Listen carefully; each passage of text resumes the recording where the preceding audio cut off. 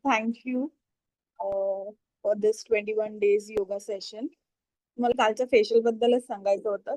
खूप इतका छान रिझल्ट होता की मला सकाळी सुद्धा त्याचा ग्लो खूप चांगल्या पद्धतीने माझ्या फेस वरती होता.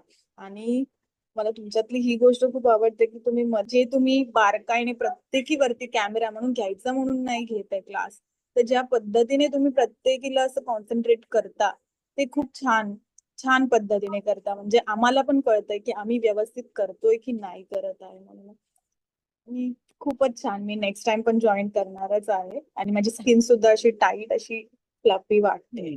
आणि मला पहिली गोष्ट मला माझ्या वडिलांचं एक्सपायर झाले. मला झोपेचा खूप त्रास होत होता.